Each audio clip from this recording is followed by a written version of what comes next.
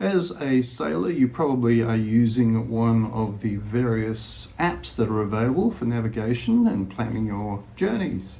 The question today we're going to answer is, well, how do you share that with your non-sailing contacts, whether they're impending passengers on your vessel or just people who like to know where you're going and you'd like to share that with them.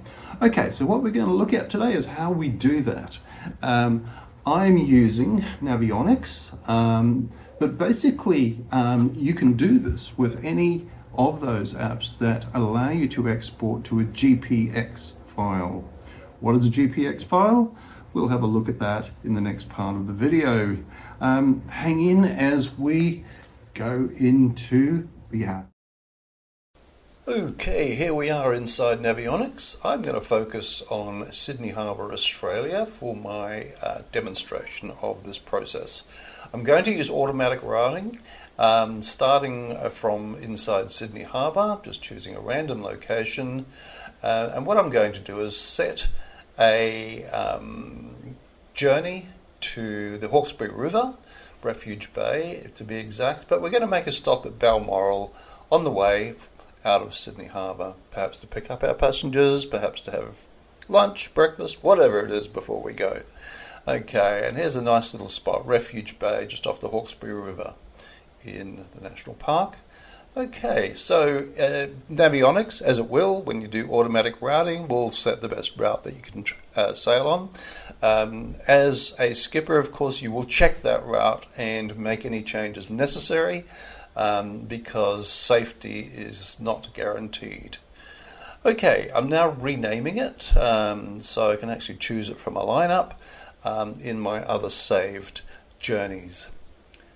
Okay, we will save that name shortly.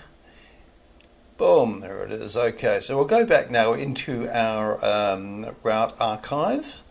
And we can see it's at the top there, it's nicely named, we can pick it out, identify it, bring it to the fore, and it's ready to go. Over on the left, we can find where it says to export a GPX file, which is what we're doing now. We're going to select email, so I can email it to myself, and then save it to my PC. I'm doing this on PC simply because on the iPad it does not allow you to do this.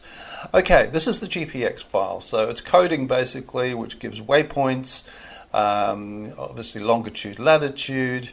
I'm viewing this in an app called Notepad++. Okay, so now I've gone into Google Maps and I'm looking for my saved maps down on the left. Okay, and then the fourth one across called Maps has got all my saved maps that I have. I can hit Create at the bottom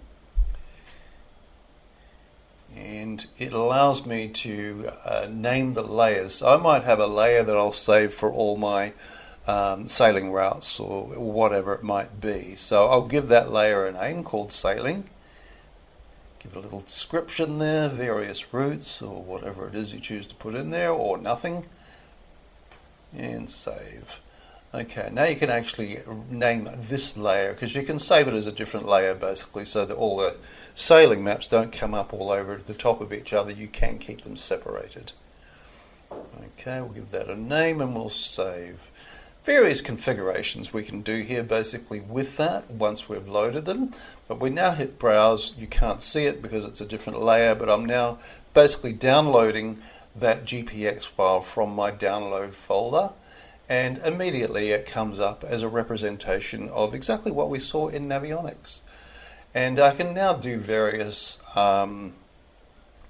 changes to it, or pretty it up, put the name on there, various things that you can do to make it more presentable. You can change the colors. It's very difficult to hit some of the colors because the coding comes up over the top and it actually hides what you're looking for. So you're sort of going to come along from the side.